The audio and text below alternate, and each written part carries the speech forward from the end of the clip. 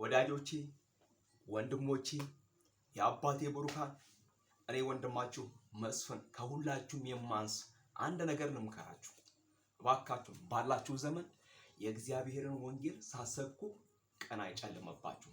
የእግዚአብሔር ለማረቃችሁ በኢየሱስ ክርስቶስ የእግዚአብሔርን ወንጌል ሳሰብኩ አፈር አይመለስባችሁ። የእግዚአብሔርን ወንጌል ሳሰብኩ ኖረ ሞተ አይሆን በእናንተ ህይወት በኢየሱስ ክርስቶስ ይኸውልህ ሰው ሲፈጠር በእግዚአብሔር ዓላማ ነው የሚመጣው። ኤርሚያስን እንዳለው ገና በማህፀን ሳለው ያሰበ አምላክ ከማህፀን ሳልወጣ የሰራ የለየ ለራሱ ስራ የለየ ቅዱስ እግዚአብሔር ወደዚህ ምድር ስትመጣ በእግዚአብሔር ፕሮግራም የመጣው በእግዚአብሔር ፕሮግራም የመጣ ሰው የእግዚአብሔርን ፕሮግራም አገልግሎ ነው እንጂ የሚያልፈው የሰይጣንን ፕሮግራም አገልግሎ አያልፍም።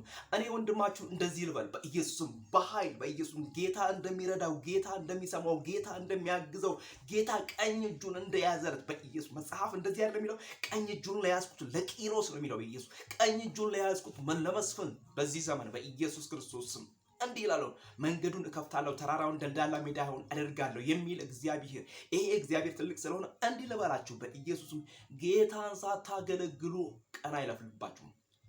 አደራችሁን ወንጌል መናገር ባትችሉ በኢየሱስ ክርስቶስም በማህበራዊ ሚዲያ ላይ ኢየሱስ ጌታ ነው፣ ኢየሱስ ያድናል፣ ኢየሱስ መዳኛ መንገድ ነው፣ የእውነት እንጀራ ኢየሱስ ነው፣ በእርሱ በቀር ወደ አብ መግቢያ መንገድ የለም፣ መጀመሪያውም መጨረሻውም አልፋውም ኦሜጋውም የናዝሬቱ ኢየሱስ ነው እያላችሁ ጻፉ።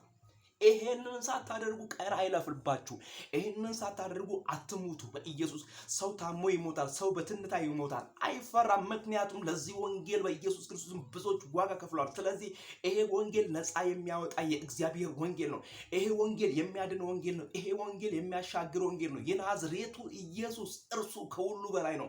አንተ ወንድሜ፣ አንቺ እህቴ፣ እግዚአብሔር ዘመንህን እንዲያለመልመው፣ እግዚአብሔር እድሜ እንዲሰጥ፣ እግዚአብሔር ጤንነትን እንዲሰጥ፣ እግዚአብሔር የፈለከውን ሁሉ እንዲሰጥህ ወደ እግዚአብሔር አምላክ ተጠጋና የእግዚአብሔርን ወንጌል አገልግለው። ጌታ ለዘላለም ይባረክ። ትውልድ ጌታን ይስማው። ትውልድ ለእግዚአብሔር ይዘምር በኢየሱስ። ስለዚህ የእግዚአብሔርን ወንጌል አገልግል። እግዚአብሔር መልካም ነው በኢየሱስ ክርስቶስ። ታላቅነቱን፣ ኃያልነቱን፣ ቸርነቱን፣ ገናናነቱን በኢየሱስ አንተና እኔ ካላወራ ነው ሌላ የሚያወራ ትውልድ እየመጣ ነው። ስለዚህ አውራ በኢየሱስ ክርስቶስ።